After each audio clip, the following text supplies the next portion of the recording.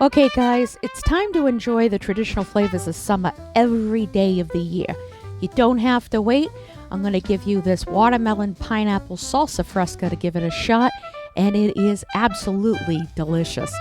So, welcome to Conky's Creative Kitchen. I am at kcknh.com.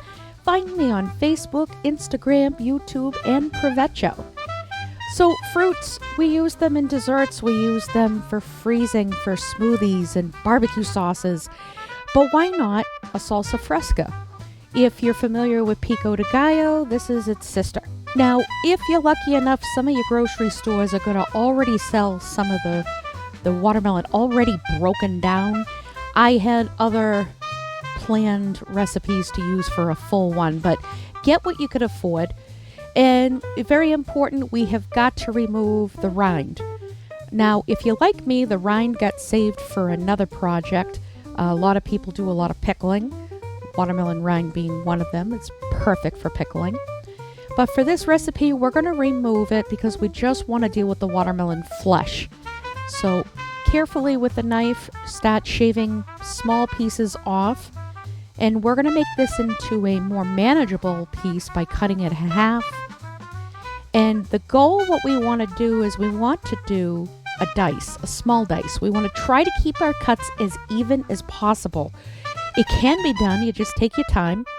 I'm purposely slowing my cuts down so you could see. Look at all of those cuts. They're pretty universal. And now we're going to break this down even further in the batonette.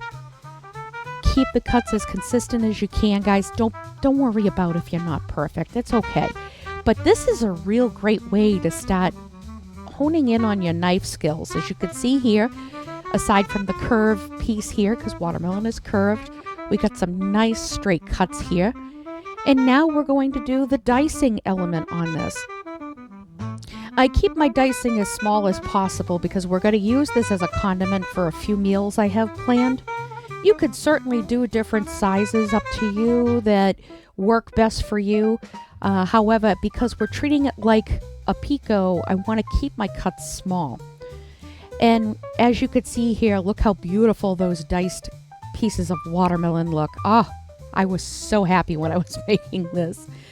Into a small bowl off to the side, and just continue to dice up the rest of the watermelon needed for the recipe. Which, by the way, you can cut the recipe in half. You do not have to make the big bulk amount that I did, but I married someone with a big appetite. So, moving on to pineapple. We are going to remove the butt in the top. We're going to get rid of those because we do not need them for anything. Now, depending on the size of the pineapple, I was actually pretty lucky to find this large one.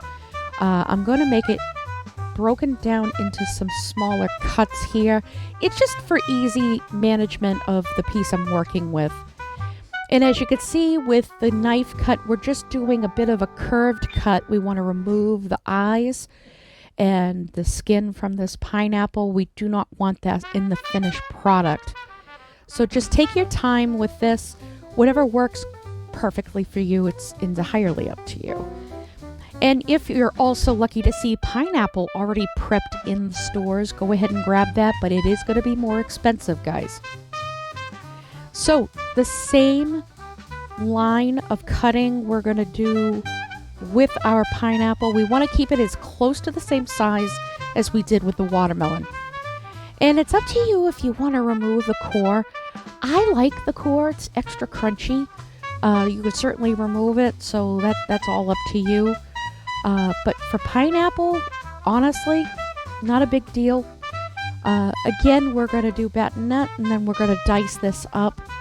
And as you can see here, pineapple is going to start leaching onto your board. It's so full of fluid.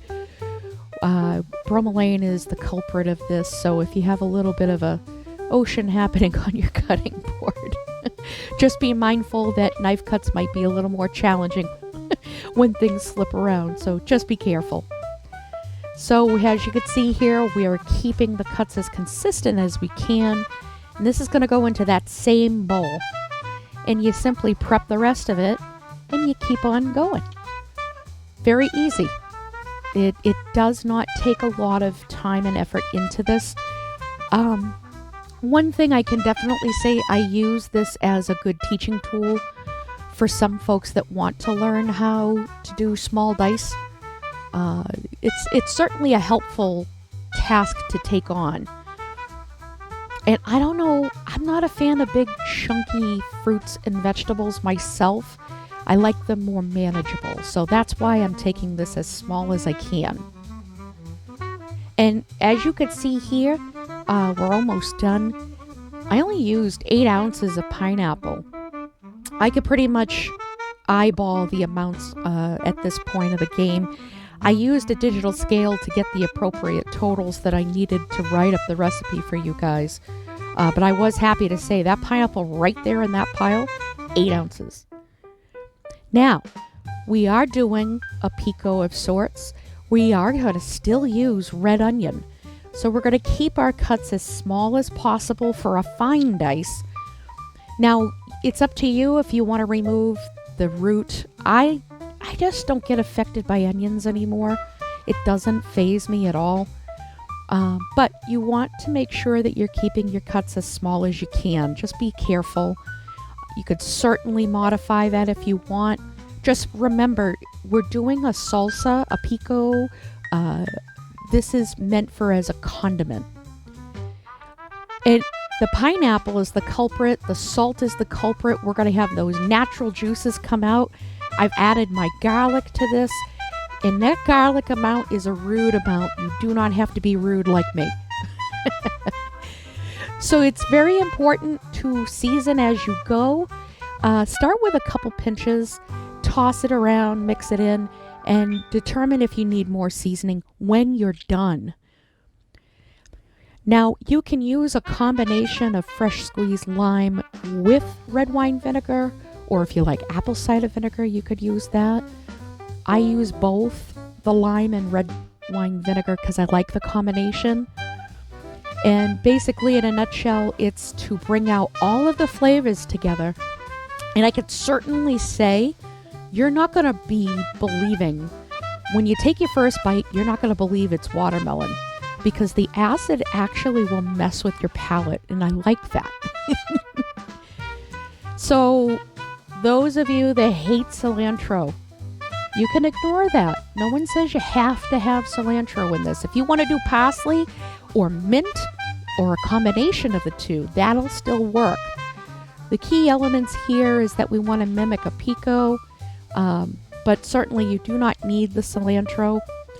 I have some scallions for freshness, which really add a nice flavor profile to this, and we're going to mix. And looking at the freshness of this, I'm telling you, you're going to want to use this on a lot of dishes, guys. I have this smoked pork chop here that featured this salsa. It's so delicious with proteins. And of course, if you're just into chips and salsa, bowl it up, get your chips, pour off a cold one, and have yourself a great snack. As always, thank you so much for joining me. I really appreciate your company. And it's a year-round delicious offering with this dish. And as always, happy cooking.